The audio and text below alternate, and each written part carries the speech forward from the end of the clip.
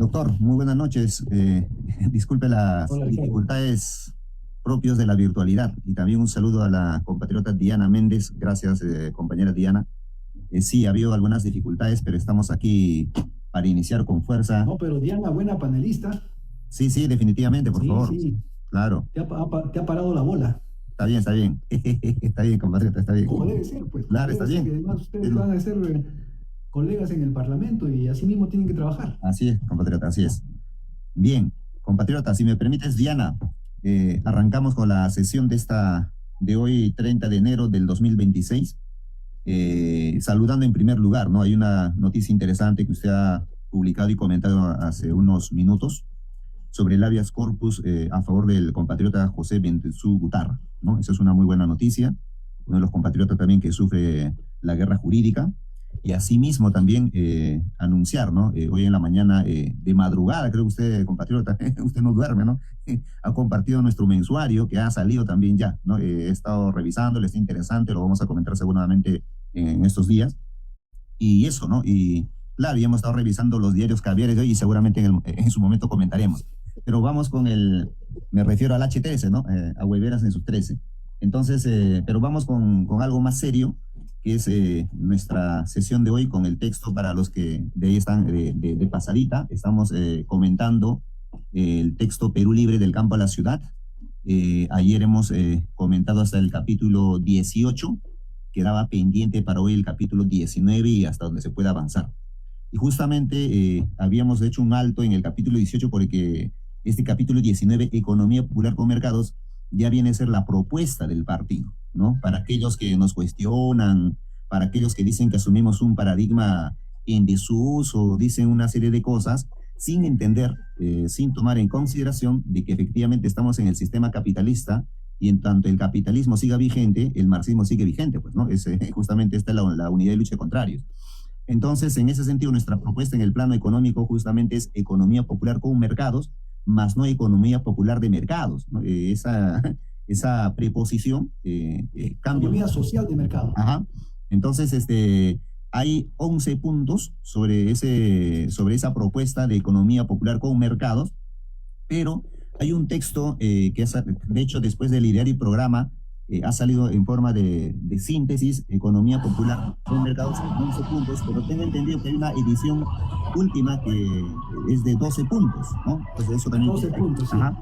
Y entonces vamos a... Contestaban que molestaban diciendo que el otro era la página 11, ¿no? Ah, ya. Sí. A Ruberio, más bien, apaga tu audio, Ruberio, por favor, se reúne con toda la caravana. Ruberio, su audio. A ver, Ruberio, tu audio, por favor. Da igual que yo creo que todavía no está manejando el TikTok. Entonces, quiero arrancar con esta cita para que usted nos comente los 12 puntos, que dice así en la página 191. Perú Libre, porque dice, está rebotando el sonido, pero no. Ruberio, por favor. Ya está. Entonces dice, ¿no?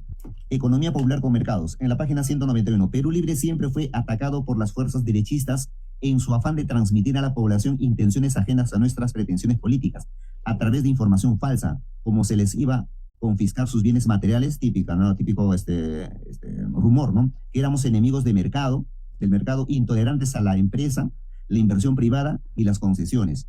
Por esa razón pusimos énfasis en la elaboración sintetizada de nuestro programa de gobierno, cuyo contenido precisa los puntos del modelo de producción, al que denominamos Economía Popular con Mercados, EPM, ¿no? Y luego más adelante lo contrasta con el NEP de Lenin y así sucesivamente. Adelante, doctor, le escuchamos. A ver, efectivamente, la derecha se ha encargado de decir de que la izquierda cuando gana el poder o gana el gobierno, que no es el poder al final, sino el gobierno es una partecita del poder, te va a quitar tu casa, te va a quitar tu pequeño negocio, te va a cerrar tu bodega, se va a apropiar de tu carretilla de molientero, te va a quitar tus zapatos, ya nada va a ser tuyo, ¿no? Y definitivamente no es así, eso es una falsedad. Y el pueblo debe entender de que para los materialistas existen tres tipos de propiedad. La propiedad social, que es propiedad de todo el pueblo y lo regente el Estado. Eso es un tipo de propiedad. Lo otro es la propiedad privada, que es la propiedad que se usa como medio de producción para el enriquecimiento ¿no? Aprovechamiento de un determinado grupo de personas ajenos al Estado. Y está la propiedad individual, o también otros le dicen propiedad privada individual, que es mi camisa, mi gorra, mi casa, ¿no? Mis bienes, que lógicamente eso no lo puede tocar el Estado. Entonces, en este caso, cuando el materialismo se refiere de confiscar la propiedad privada, se refiere a confiscar la propiedad privada que se usa como medio de producción para explotación de la masa proletaria o de la masa de trabajadores, vamos a decirlo así.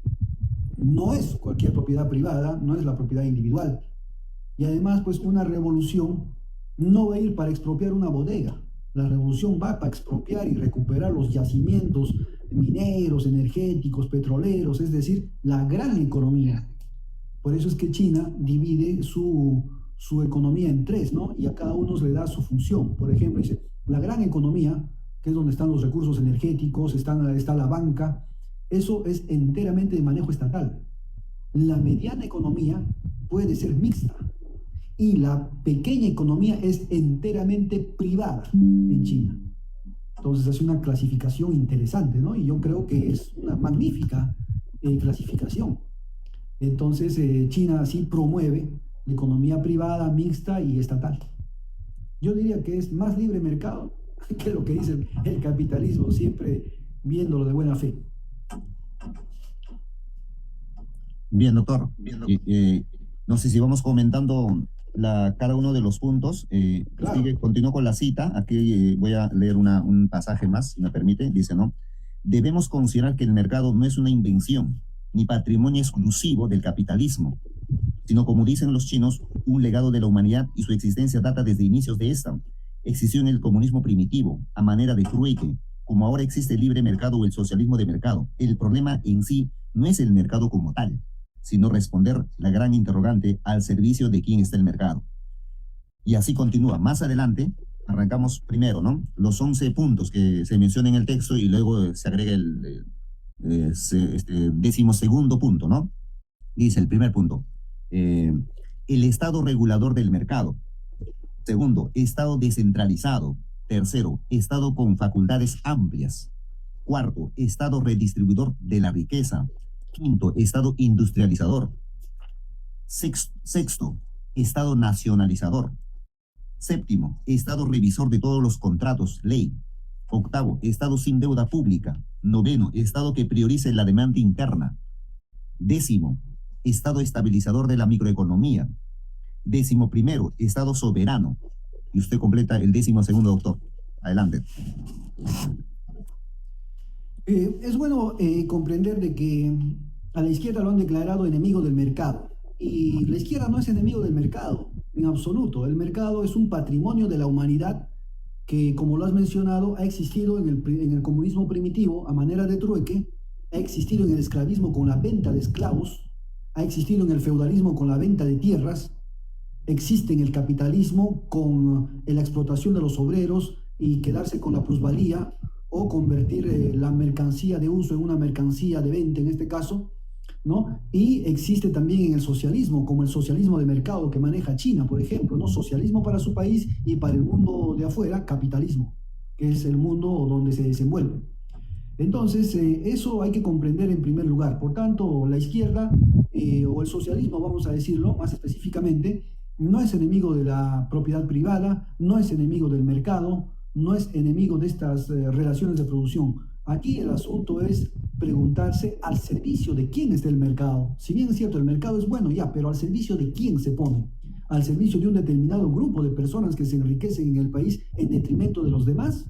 ¿O estamos hablando de un mercado cuyas utilidades pasan a manos del Estado y se redistribuyen proporcionalmente a todo el pueblo que también interviene en la cadena productiva de ese mercado, directa o indirectamente? Entonces, ese es el gran conflicto, ese es el gran problema, ¿no? Entonces, el socialismo resuelve por lo que sea para el Estado. Es decir, el socialismo, en otras palabras, es el capitalismo de Estado. Ya, hacemos capitalismo, ya, pero las utilidades para el Estado. En cambio, el capitalismo dice, hacemos capitalismo, hacemos mercado, pero las utilidades para el grupo Romero. Ya, eso es el capitalismo. Ahora, en esta propuesta de los 12 puntos, No es una propuesta que inventa Perú Libre, es una propuesta que se extrae de la experiencia latinoamericana, de donde ha podido recogerse muchos puntos, sobre todo del ejemplo o la experiencia boliviana, la experiencia ecuatoriana y la experiencia venezolana. Entonces, ahí se ponen los ejemplos, los puntos exactos en qué ha sido favorable. Lógicamente, no trasladamos todo el programa porque todo su programa de ellos no podría darse en nuestro territorio. Cuando hablamos de un mercado, por ejemplo, que regule el mercado, un Estado que regule el mercado, no puede ser posible que el mercado esté regulando al Estado. No puede ser posible que el capital esté sobre el trabajo, cuando el trabajo debe estar sobre el capital. No puede ser que la economía domine la política, cuando la política debe dominar e indicar a dónde va la economía. Entonces, estamos aquí al revés. Por eso es que el Estado debe recuperar su estado director o su papel rector en la sociedad. Entonces, por eso decimos, no es posible, por ejemplo, que en el COVID un paciente esté internado 4, 5, 6, 7 días y le cobren $500,000 de soles. Eso pasó en el COVID. Y por no tener otro $500,000 de soles, no puede quedarse otros 7 días más y le estén dando un alta obligado o un alta aparentemente voluntario, entre comillas, o viendo la posibilidad de cómo lo trasladaban a un hospital del Estado. Entonces ahí tiene que entrar el Estado, porque una cosa es la actividad privada y otra cosa es la delincuencia privada, que se aprovecharon en ese tiempo. Entonces, para eso está el Estado. El Estado tiene que ser protector de su gente, tiene que ser protector de los que le aportan los tributos para que existe el Estado. Si no, ¿para qué me sirve el Estado? No me sirve de nada. Entonces, un Estado que regule el mercado, no un mercado que regule al Estado. Necesitamos también un Estado descentralizado. No puede ser posible que Lima esté manejando el 74% del presupuesto y como el 20 y tantos por ciento esté manejando las regiones, las 25 regiones, y casi un 5% estén manejando prácticamente los 4.200 municipios, contando con los municipios de centros poblados. Entonces estamos en un estado totalmente inequitativo. No es posible que San Isidro tenga pues todas las ventajas, mayor seguridad, mejores pistas, mejores universidades, mejores áreas verdes, etcétera, etcétera, y cuando ahí no se explota ni una mina. Entonces, en los lugares donde se hace esa explotación y encima se deteriora el medio ambiente y se explota a la gente que extrae de las entrañas esa riqueza, prácticamente esté desprovisto no solamente de los bienes o los servicios, sino prácticamente de los derechos fundamentales. Por ejemplo, en Loroya, niños intoxicados con plomo. Esos niños nunca más, por lo menos hasta ahora, la ciencia nunca va a poder, en este caso, purificar la sangre de plomo. Entonces, estas inequidades existen. La descentralización, además, debe ser no solamente una desconcentración de funciones, o sea, donde te trasladen el trabajo administrativo, político, económico. No, queremos una descentralización real. Y para que la descentralización sea real, como dice Mariátegui, si tú no descentralizas la economía, no has descentralizado nada. Y para descentralizar la economía, no quiere decir que a ti yo te mando un monto devengado en números y tú decides en qué obra lo haces. Eso no es descentralizar la economía. Descentralizar la economía es que la región determine quiénes tienen que tributar en sus oficinas de esta región. Y la región tiene que recaudar esos fondos y mandar un porcentaje al gobierno central y quedarse con el resto para su desarrollo. Eso implica que haya una política fiscal y una política tributaria. Es decir, que las regiones impongan los impuestos que debe hacerse para que funcione mejor. Hoy en día la SUNAT grava o impone el 98% de los impuestos. Y solamente el 2% de los impuestos a nivel nacional lo gravan los municipios. Y los gobiernos regionales no gravan absolutamente ningún impuesto, no son entidades recaudadoras. Es decir, tienen menos facultades tributarias y fiscales que los municipios. Entonces no puede dirigir una política fiscal. Eso sería la descentralización. En los gobiernos regionales, todos los municipios se han descentralizado a manera de direcciones. Por ejemplo, el Ministerio de Trabajo tiene la dirección de Trabajo, el Ministerio de Transportes tiene la dirección de Transportes en el gobierno regional, el Ministerio de Economía tiene la dirección, el Ministerio de Educación tiene la dirección de Educación en un gobierno regional, el Ministerio de Salud tiene la dirección de Salud en un gobierno regional, pero El Ministerio de Economía y Finanzas no tiene la Dirección Regional de Economía y Finanzas en cada región. Ahí parte, y yo creo que la tarea fundamental de los gobiernos regionales. ¿Por qué es necesario que los gobiernos regionales tengan una Dirección Regional de Economía y Finanzas?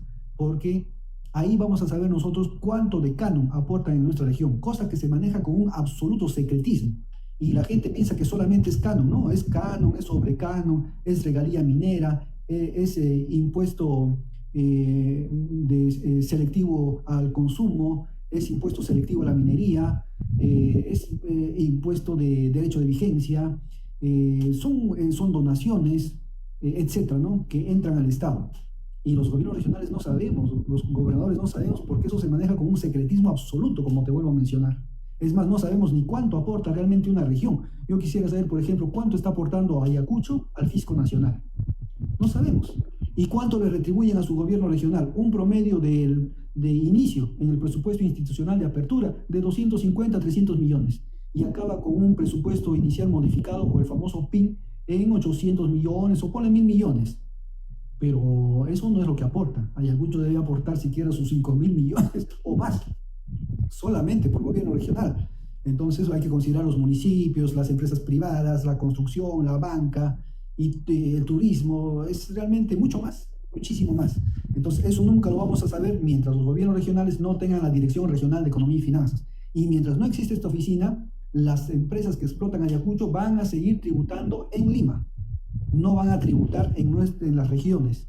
¿Por qué es bueno que tributen en las regiones? Porque los indicadores económicos se elevan en nuestra región y los que van a invertir evalúan los indicadores económicos de la región. Hoy en día los extranjeros que evalúan el movimiento económico piensan que en San Isidro están las minas, está el petróleo, está el gas, está todo, porque ahí están las oficinas fiscales.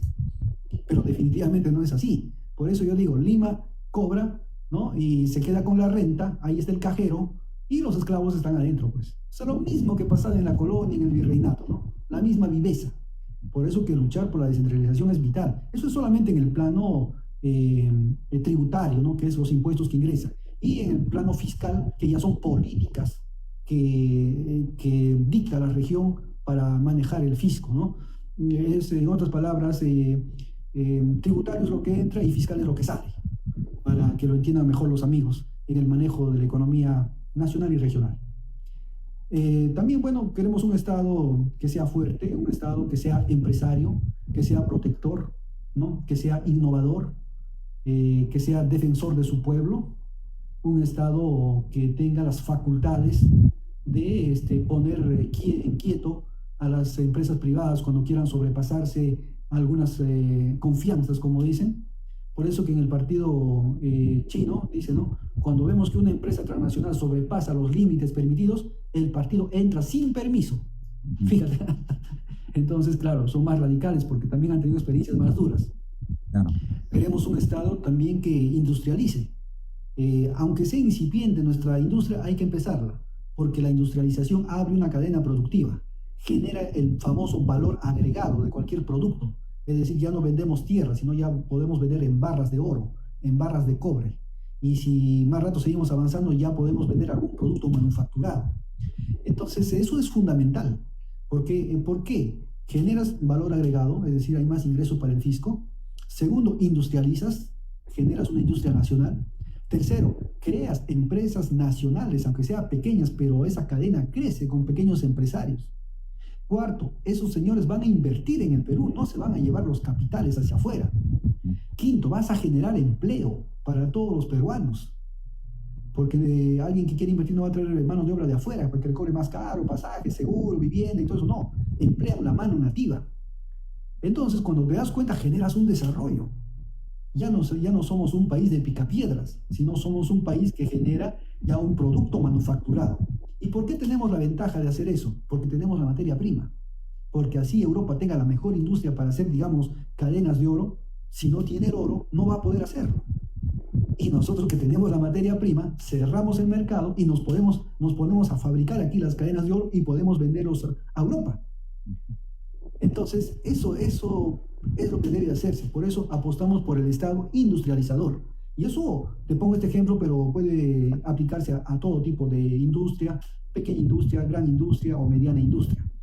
También un Estado redistribuidor de la riqueza. Un Estado que no sea acumulador, porque los Estados que acumulan riqueza, pero que no distribuyen, finalmente favorece al empresariado privado y el Estado presta nuestro dinero. Por ejemplo, nuestras pensiones que antes iban a la ONP, el Estado los prestaba a un banco. O en el sector privado pasa lo mismo. El Estado permite que las AFPs acopien todas nuestras pensiones y ese dinero las AFPs le prestan al Estado y va a constituir la deuda interna.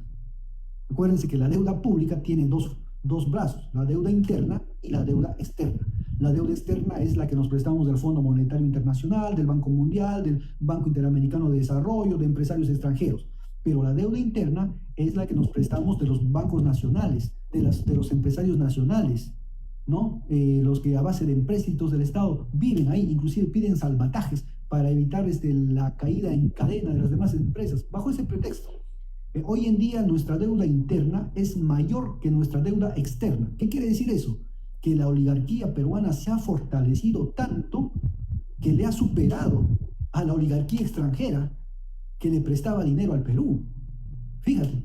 Entonces, nuestra deuda interna es, me parece, el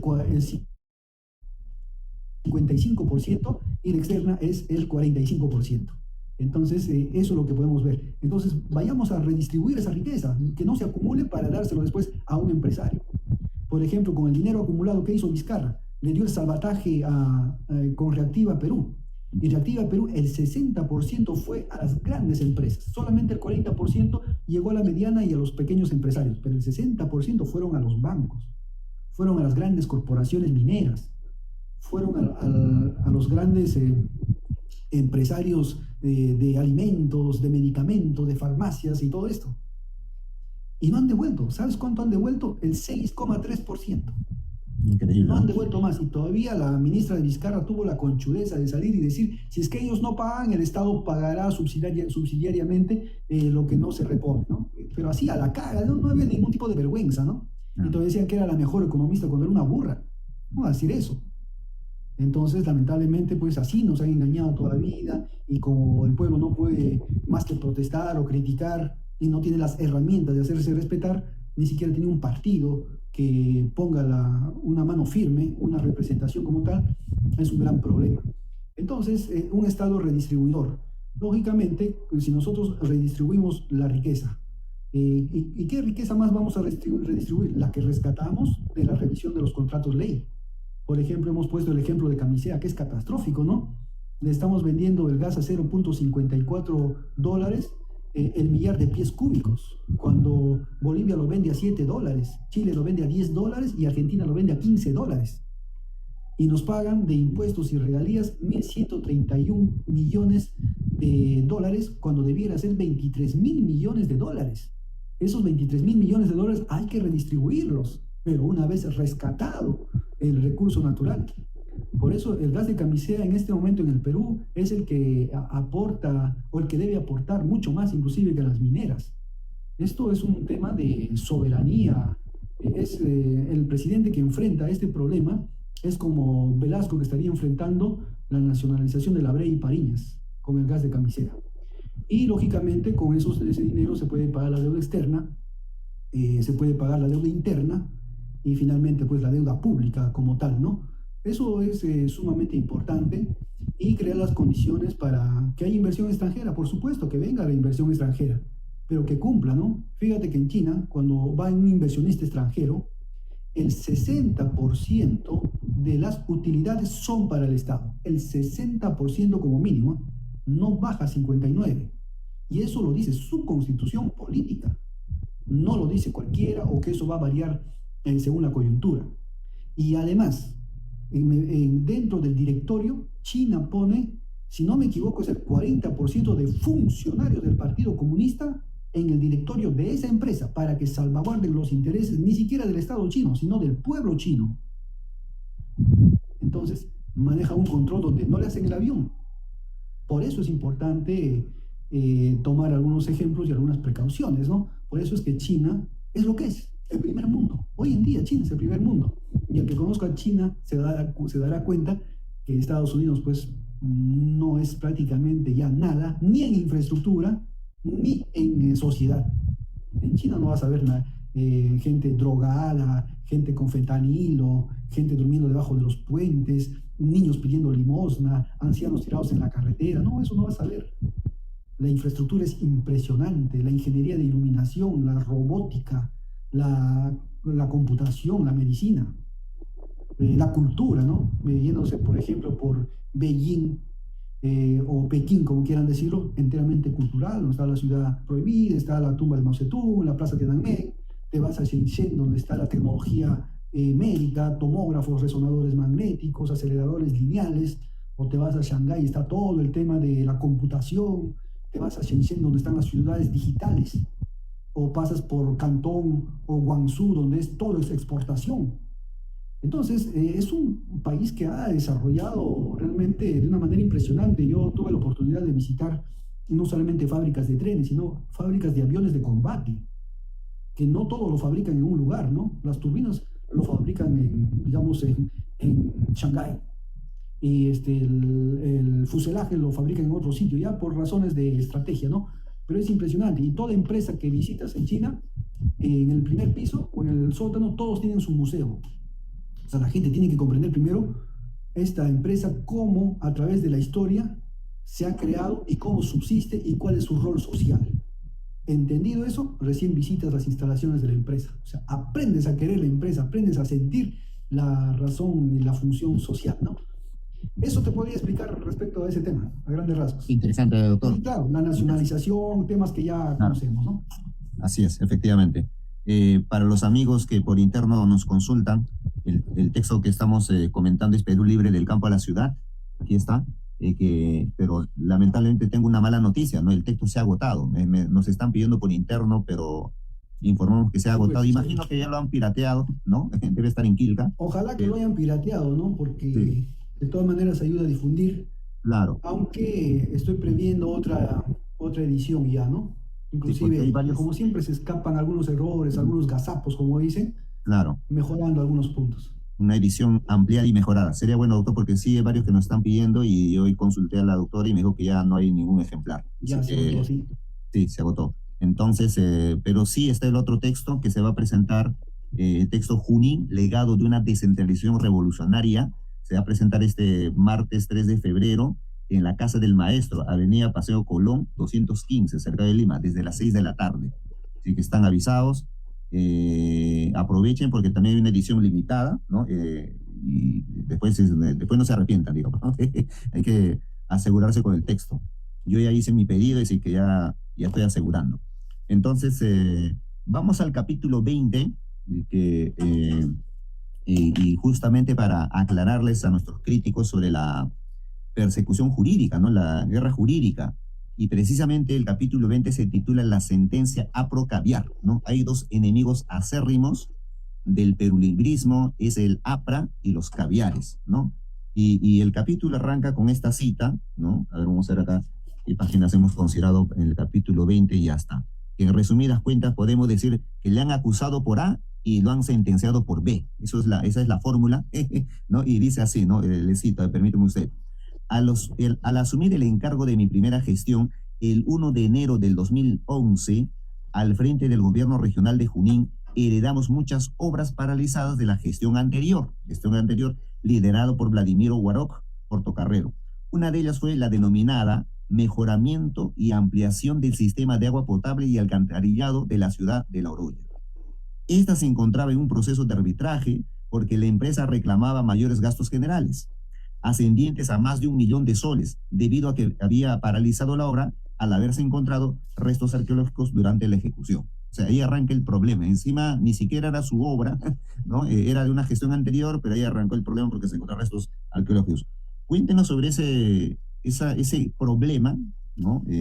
Que aparentemente es pequeño, pero a la larga lo han agrandado y fue todo un problemón en realidad, ¿no? Adelante, doctor.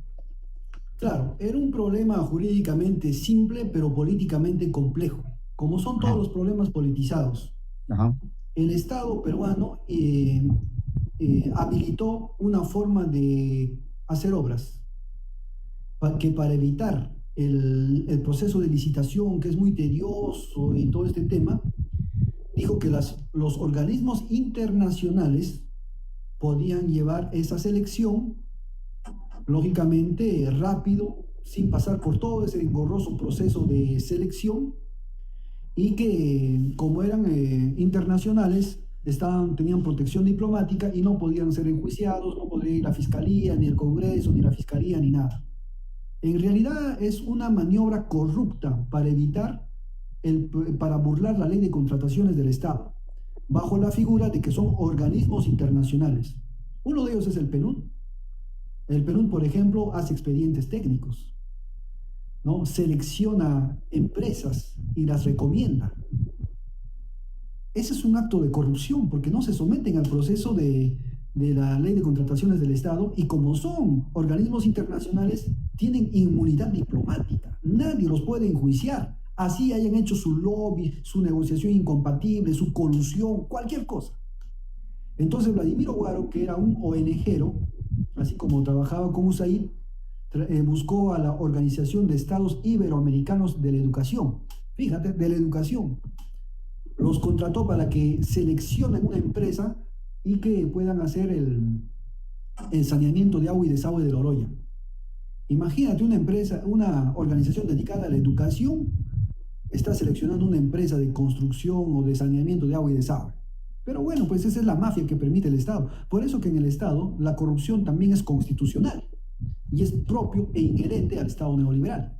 Entonces, él selecciona una empresa y seleccionada la empresa, Vladimiro Guaro le entrega un expediente. Y este expediente técnico no tenía el estudio de impacto ambiental, el famoso CIA, el Certificado Institucional de Restos Arqueológicos. Cuando la empresa está construyendo, encuentra restos arqueológicos y el Ministerio de Cultura le obliga a paralizar. Y al paralizar, después vienen las lluvias y todo esto, y se genera un gasto.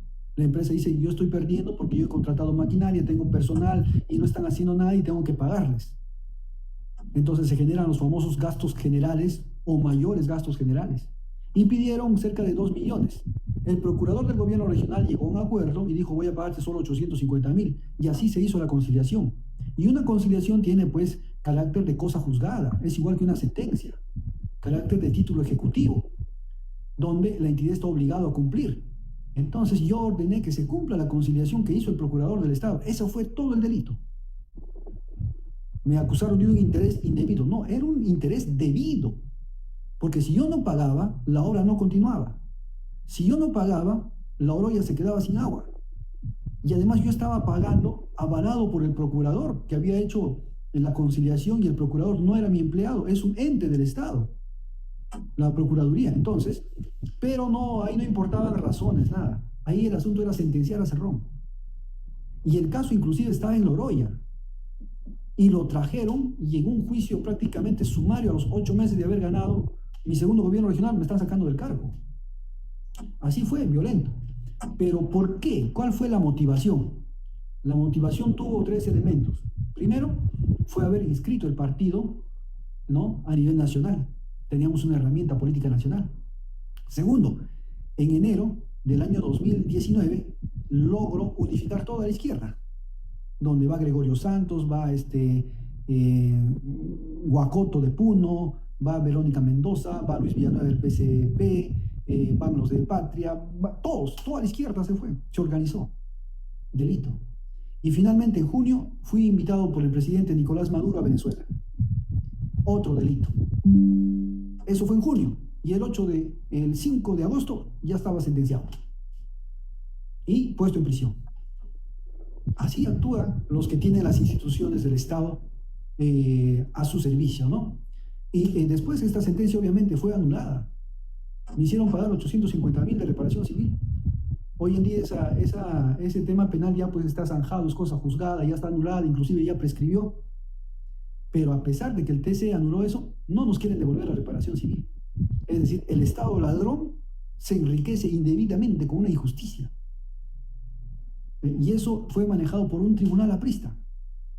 Y todos los apristas sabemos, o por lo menos el 80%, han migrado al fujimorismo.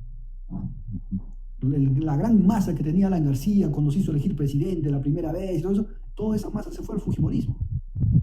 o al porquismo. Entonces siguen siendo los mismos enemigos, la derecha. Y lógicamente, después de eso yo tengo un habeas corpus que me da fundado en Huancavelica. Y la presidenta del Poder Judicial hizo una perreta ahí, la señora Elia Barrios lo amenazó al presidente de la Corte de Huancavelica y se tiraron abajo el habeas corpus. Después lo presenté en Lima, otro habeas corpus, y de nuevo fue declarado fundado. Pero como era en Lima, al juez de Lima no le dicen nada, ¿no? Tener cuidado. Entonces lo apelaron y la segunda instancia revocó. Me fui al Tribunal Constitucional y volví a ganar y lo volvieron a declarar fundado. O sea, yo como Serrano tengo que esperar 3 habeas corpus fundados para que me den la razón y otros 1. Inclusive al juez que me dio el primer habeas corpus en Huancavelica lo persiguieron, lo sancionaron, lo suspendieron, todo un abuso. Y eso pues es una obra a pro caviar, ¿no? Por eso se titula así. Efectivamente, doctor. En la página, en el capítulo siguiente, capítulo 21, justamente usted da cuenta sobre el mal paso, ¿no? Que implica los 58 días de prisión, ¿no? Hay una cita a ese respecto que dice lo siguiente, ¿no? Perdón, capítulo 21. Ajá. Ya. Entonces, me permito citar lo siguiente, dice, ¿no? Pese a que mi estadía en la prisión fue breve, de 58 días, toda una experiencia que ningún político debe dejar de conocer, por lo menos teóricamente. En esta tediosa carrera, la prisión para los verdaderos políticos es un mal paso obligado, ciertamente desagradable, pero a la vez una lección profunda que no deja de ser una escuela en la vida. Ahí está el valor agregado dentro de la desgracia. Un político siempre tiene que estar preparado para esta circunstancia, porque las posibilidades de que llegue ese momento son altas, más aún si se trata de un político de izquierda, un político antisistema. Mariátegui lo consideraba un accidente de trabajo. Y así continúa, ¿no? Más adelante, hay otra cita que me permito leer, doctor, que dice lo siguiente, ¿no? No todo en la cárcel es malo. La tranquilidad y el tiempo amplio para dedicarse a la lectura es incomparable. Pero es eso solo lectura. Más difícil se hace escribir y peor investigar, alejado de las actuales herramientas elementales para esos quehaceres, como una computadora, por ejemplo. Leí casi todas las obras del anarquista Noam Chomsky, crítico implacable del capitalismo y del armamentismo mundial. Sin embargo, el libro que más me impactó al leer fue Vladimir Putin, líder de la nueva Rusia, de Peter Truskot, una magnífica obra de índole biográfica, estratégica y política. Era tan buena que de la biblioteca que logré armar en poco tiempo, cuando salí en libertad, repartí todos los libros a los que se quedaban, pero no quise dejar pues en la misma había resaltado frases y acotado conclusiones que me servían en el futuro político. Y hay otra cita que nos gustaría que nos comente sobre el recuerdo, ¿no? De esta señora madre que le lleva un presente, que nunca ha olvidado la ayuda que usted le hizo, ¿no? Y finaliza más o menos, diciendo, es extensa la cita, lo voy a sistematizar acá cuando dice, usted dice, ¿no? Lo siguiente: quizá nunca más la vuelva a ver, pero aún está el tupper caliente en mis manos y siempre lo estará. Adelante, doctor, te escuchamos. El paso por prisión para los políticos de izquierda es como decía Mariátegui, un paso obligado, ¿no? Es más, Mariátegui, cuando escribe su famosa frase de convicto y confeso, lo hace cuando estaba en prisión. Entonces, los políticos de izquierda, sobre todo, porque puede ser cualquier político, deben estar preparados para esta circunstancia. Y no deben temerle, en el sentido de que son acertijos de la vida o gajes del oficio. Mientras uno puede evitarlos, hay que evitarlo. Pero cuando ya no se puede, hay que afrontarlo. Y tampoco es una cosa el otro mundo al conocer la gente que está ahí. Cuando llegas a ese lugar, a prisión, te vas a dar cuenta que hay mucha gente inteligente. Hay mucha gente que trabaja, que produce. Eso de decir que los presos no trabajan, eso no es así. Por lo menos los que yo he conocido. Por eso yo le decía a Pedro Castillo cuando decía que los presos deben trabajar, yo le decía, eso tú hablas porque no conoces la prisión, nunca has estado preso. Es más, ahora que esté en una celda dorada, peor, todavía no conocerá eso. Pero ahí lo que le hace falta al preso no es trabajar y producir, sino lo que le hace falta es un mercado donde pueda vender sus productos. Si no tiene mercado de venta, ¿de qué le sirve trabajar? ¿De qué le sirve producir? Pero ahí todo el mundo está en tareas de carpintería, de cerrajería, de filigrana, tienen sus comedores adentro, su gastronomía, tienen peluquería, tienen trabajos en varios materiales, ¿no? Mimbre, algo de eso se llama. La cosa que están trabajando, producen, por ejemplo, en peletería, hacen billeteras y todo esto, ¿no? Y entonces siempre están trabajando, por lo menos yo siempre los he visto trabajar. Creo que lo único que no trabajaba era yo, pero veía que sí producen, ¿no? Entonces lo que les hacía falta era mercado para vender. Entonces, como yo tenía a veces más visita, yo prácticamente les obligaba a todas mis visitas a que colaboren, a que compren, ¿no? Y muchos hicieron tejidos de lápiz, esos tejidos que hacen para colgar en la sala, así de un material especial, ¿no? Y habrán hecho pues como 2000 lápices. Todo el mundo hacía lápices adentro en el penal. Y con su nombre y todo de los que mandaban a hacer, ¿no? Y así mucha gente identificada, habían de cada delito que puedes ver ahí, pero sí una prisión clasista. Ahí está la clase pobre, si acaso la clase media y nadie de la clase alta. Definitivamente. Las prisiones en el Perú son prisiones clasistas, donde está la gente que muchas veces, independientemente de su delito, no puede pagar un abogado. Eso es lo que se ve. Bueno, y por la parte mía, yo recuerdo que una vez era el aniversario del Seguro Social, íbamos a desfilar en Huancayo. Entonces, cuando íbamos a prepararnos para el desfile, ya nos tocaría poco para pasar por el estrado, viene una señora, ¿no? Llorando que su hijo, que se había accidentado, que estaba en coma, y yo le dije, háganle una tomografía. No, aquí está la tomografía, ya me lo trajo en la mano. A ver, lo veo y tenía un hematoma epidural. Yo le digo, esta es la primera emergencia en neurocirugía. Eso es como un infarto para un cardiólogo, ¿no? Entonces, esto es vital. Entonces yo le dije, mire señora, agarré un papelito y dejé indicaciones preoperatorias. Vaya con este papel, dígale que ha conversado conmigo, ahí estoy firmando, estoy poniendo mi nombre completo y mi registro de colegio médico, y como en ese hospital no hay neurocirujano, vaya y dígale que ha hablado conmigo, que yo voy a ir a operarlo. Es decir, cuando yo llegue al hospital ya el paciente tiene que estar rasurado todo el cabello, debe haber comprado los fármacos preoperatorios, todos los insumos, y yo solamente voy a llegar a operarlo, ¿ya? Y hablar con el terapista intensivo para que se traslade ahí. Pero seguro, doctor, sí, seguro. Mientras usted va, yo voy a desfilar. Y desfilando tengo un almuerzo, pero ya no voy a ir al almuerzo, yo me voy directo a operarlo. Dicho y hecho, llegué al hospital, ya había comprado a la señora, entré a operarlo, y el paciente, bueno, se salvó y todo eso, ¿no? Y esa viejita, pues, nunca se olvidó de eso. Yo me he olvidado su nombre, todos los pacientes, ¿no? Pero se apareció en el penal con su tupper de mazamorra caliente.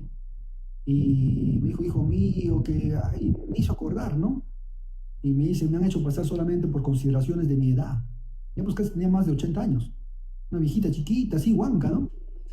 Y por eso digo, pues ya cuando yo he salido de prisión ya hace 5, desde el 2019, ¿cuántos años? Hace 6 años. Ojalá que esté viva, ¿no? Pero ya debiera tener casi 90 años. Por eso digo que quizá nunca más la vuelva a ver, ¿no? Pero ese tupper siempre ha estado caliente, ¿no? Como muestra de agradecimiento. Y tú veías que así, mucha gente agradecida, ¿no? Que con ese acto te decía que estaba en contra del abuso, en contra de la arbitrariedad, que confiaba en ti, te agradecía y a pesar de todo continuaba en el camino que habíamos señalado. Y así había mucha gente. Entonces, eso es una muestra, pues, que nos deja la vida, Ricardo. Excelente. Doctor, una, grata, ¿no? Una experiencia. Es una experiencia bastante humana, ¿no? A ver si nos comenta algo, doctor, sobre este texto, Vladimir Putin, líder de la nueva Rusia. A ver, a ver si habría que sacar una lección de ese texto. Sí, en ese libro hablan sobre la biografía de Vladimir Putin, ¿no? Su papá o su abuelo había sido cocinero de uno de los presidentes de la Unión Soviética, me parece que de Stalin. Y que ellos eran pues siempre gente alineada con la revolución. Y Putin, cuando acabó la secundaria, se presentó solito a la KGB y dijo que él quería ser de los servicios de inteligencia. Y le dijeron, aquí no se acepta por solicitud a los agentes. aquí a los agentes el Estado los va a buscar. Así que Ajá. no lo aceptaron. Entonces Mira. dice que Putin se fue a estudiar Derecho ya resignado, ¿no? Pero cuando estaba en la carrera de Derecho, el tercer año, el Estado fue a buscarlo y lo reclutó. Ujú. Entonces lo hizo agente. Y siendo agente lo mandó a... No era un agente ni un estudiante brillante, Putin dice, ¿no? Porque a los más Tromen lo mandaban a América a espiar. Y a él lo mandaron a un país suave, pues que era Alemania Oriental. O sea, era prácticamente un aliado de la URSS, ¿no? Lo mandan a Berlín. Pero su estadía coincide con la caída del muro de Berlín. Y la gente dice, va a la embajada de la Unión Soviética a linchar a los diplomáticos soviéticos. Y Putin dice que ese es uno de los momentos más difíciles en su vida. Entonces Putin tiene que arriesgar y sale al frente de la multitud y les dice, señores, por si acaso, esto no es una embajada, este es un reactor nuclear. Y toda la gente echó para atrás, dice, ¿no? Y dice Putin, fue así, con la serenidad psicológica que pude salvarme, porque la gente ya estaba entrando decidido a linchar a todos los diplomáticos de la URSS. Fue el momento más difícil, dice, ¿no? Y que logra sobrepasar. También habla de su experiencia en el gobierno, porque después de ahí él se fue a ser ayudante del alcalde de San Petersburgo. Y en San Petersburgo se da cuenta de que él no puede ser más allá de un ayudante del alcalde, o a lo más podría llegar a ser alcalde. Entonces ahí donde acota su frase, si quieres conquistar Rusia tienes que ir a Moscú. Ujú. Y es la frase que nosotros acotamos también, ¿no? O sea, en otras palabras, del campo a la ciudad. ¿Quieres gobernar el Perú? Tienes que ir a Lima. Ujú. Entonces, por eso también es que se compre el local en Lima, porque se Exacto. tiene que tener herramientas. Ujú. Y después Putin también llega a ser vicerrector de la universidad. Y es ahí donde conoce por unos amigos a Yeltsin. Y Yeltsin lo jala como su ayudante. Era el que le llevaba el portafolio a Yeltsin. Pero Yeltsin padecía de algo que Putin supo complementar para que la presidencia a Yeltsin no le vaya mal. Ujú. Padecía de alcoholismo. Ujú. Y como alcohólico descuidaba sus cosas que Putin lo hacía. Y el gobierno pasaba, como dice, pasaba bien ante los ojos de la Unión Soviética, en ese caso de Rusia ya, ¿no? De la Ujú. Confederación. Entonces Putin se volvió un elemento imprescindible. Tal es así que Yeltsin le dice, tú vas a ser mi sucesor, pero vas a ser mi sucesor bajo un trato que hacemos. El trato es que yo te promuevo a la presidencia, te voy a encargar como primer ministro el cargo y después vas a postular para ser titular. Ya, pero ¿qué se va a dar a cambio? Tú me das eso, pero ¿qué me vas a pedir? Lo que te voy a pedir es que cuando tú seas presidente de Rusia, me saques un decreto supremo del Consejo de Ministros donde a mí no se me puede encarcelar, no se me puede procesar, ni siquiera interrogar, a mí ni a mis familiares. Ujú. Y ese es el famoso decreto que saca Putin. Eso está en la historia, está en el internet, ahí todo el decreto que Putin al pie de la letra le cumple a Yeltsin. Y aparte de eso, cuando llega Putin, ve el país federalizado. O sea, hay una descentralización horizontal. Cada federación tiene su parlamento, su propio mundo. Y Putin se ve obligado a recentralizar a una descentralización vertical, que es como la que tenemos nosotros. Y se da la licencia de destituir a los gobernadores que no están en la línea del gobierno. Y lo hace aprobar en el parlamento teniendo mayoría. Y destituye como a 3 o 4 gobernadores y el resto recién se alinea. Y es como puede controlar a los pequeños caudillos, ¿no? Que creían que eran estados independientes. Entonces, esa historia es importante porque, eh, aunque les moleste el oído a mis adversarios, también podría aplicarse en algo, ¿no? ¿No? Interesante, autor. Pero Interesante, ya un no con texto, Vladimir Putin. claro. Un texto entonces sugerente, ¿no? Que hay que leerlo, los militantes. Eh, para los que están comentando allí, primero, el video, o mejor dicho, los comentarios del libro Perú Libre del Campo a la Ciudad, del doctor Vladimir Cerrón Rojas, es el texto que se está comentando desde el martes, desde las 9 de la noche, ¿no? Entonces, cada sesión está siendo grabado o grabada, y entonces se está subiendo por el canal de Lentes del ICLA. La primera sesión ya se ha subido a ese canal Lentes del ICLA tal como suena, ¿no? y los otros también se van a subir, y así es que pierdan cuidado por ese lado, está registrado. Lo otro es que pregunta por qué habla solamente con Ricardo. Es que justamente se ha consensuado eso, es abordar el texto, ¿no? Es el texto y vamos a abordar los 41 capítulos y luego con cargo a que ojalá pueda darse el tiempo el doctor para analizar el otro texto que está pendiente, su publicación, y está programado para el día martes 3 de febrero a las 6 de la tarde en la Casa del Maestro, la última producción del doctor que se titula Junín, legado de una descentralización revolucionaria. Así que están cordialmente invitadas para participar de este interesante evento.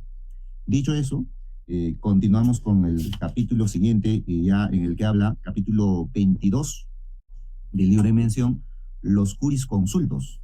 Y es un capítulo, digamos, bastante interesante, detallado, en el que da cuenta sobre los alegatos, sobre los comentarios y la posición de algunos especialistas, de algunos abogados, sobre el tema del doctor Vladimir.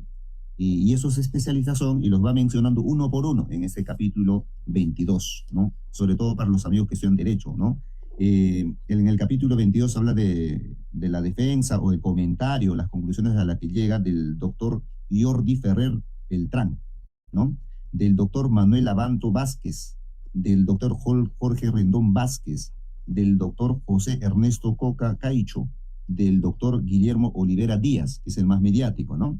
Y cada uno de ellos tiene sus conclusiones, después de analizar con detenimiento, de manera escrupulosa, ¿no? Detenida, ¿no? Sobre Jordi Ferrer Beltrán, que es profesor de la Universidad de Girona, España, y director de la Cátedra de Cultura Jurídica, llega a la siguiente conclusión, en la página 223, ¿no?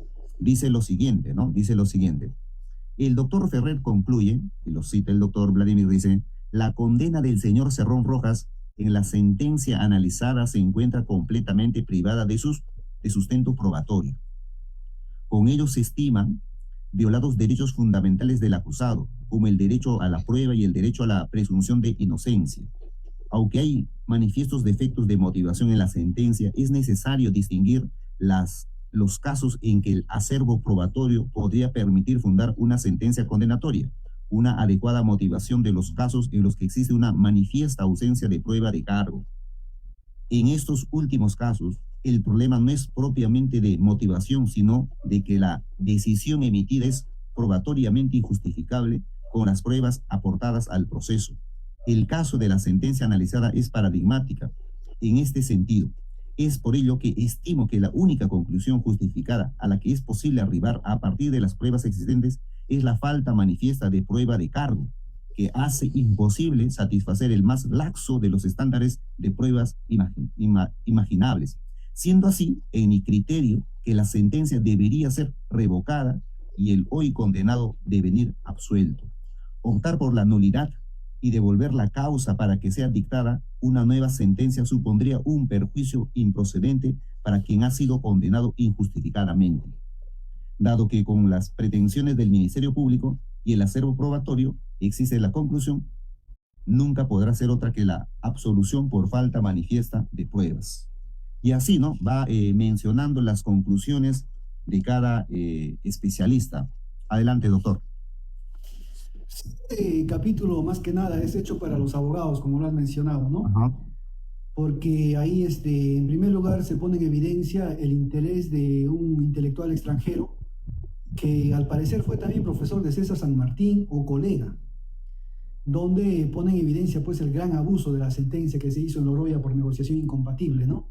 Y la sentencia es amplia, inclusive cuestiona mucho a la jueza por basarse en el tema de la experiencia, ¿no? Y dice que, y como experiencia, ¿qué sustenta la jueza? Que ella como funcionaria pública sabe que esas cosas pueden pasar, y dice, eso es realmente insostenible que una jueza sustente su argumento diciendo que como ella es funcionaria pública también podría pasar.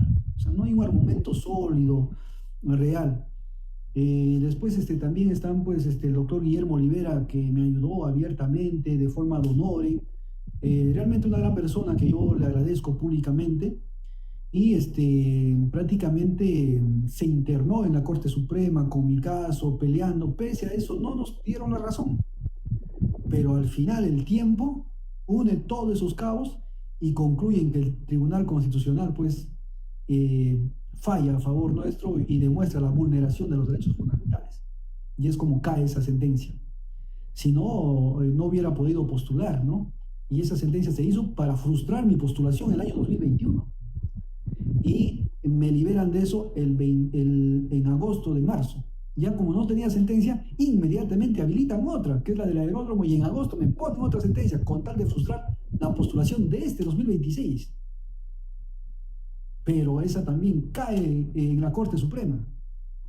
Entonces, son sentencias, pues, que aunque después te absuelvan, después te digan si eres inocente, ya pasó el tiempo y te han generado el daño. O sea, el fin de estas sentencias es buscar la inhabilitación política del procesado, aún sabiendo que no eres culpable, aún sabiendo de que no debas pagar reparaciones civiles. Pero esa es la justicia. La justicia es el deseo de los poderosos hecho ley. Punto. Como decía Marx. Efectivamente. Y a propósito de haber mencionado al doctor Olivera, concluye de manera interesante en 3 líneas, nada más. Dice, ¿no? El acusado, está en la página 240, el acusado que no ha delinquido debe ser absuelto. Vicisitudes estas que serán motivo del libro que escriban en coautoría con mi defendido. O sea, ahí hay un pendiente ahí, ¿no? Así es. El capítulo 23, usted lo titula El Indefendible, justamente, ¿no? A raíz del artículo, la investigación que hace Ricardo Uceda Pérez. Y hace un comentario detallado, minucioso del artículo, que es uno de los pocos profesionales, comunicadores, periodistas, aun cuando su condición social, ¿no? No es, al parecer, de nuestra clase social, sin embargo, hace el esfuerzo por hacer una investigación objetiva, ¿no? Y llega a conclusiones, digamos, no agradables para el adversario, para nuestro adversario político.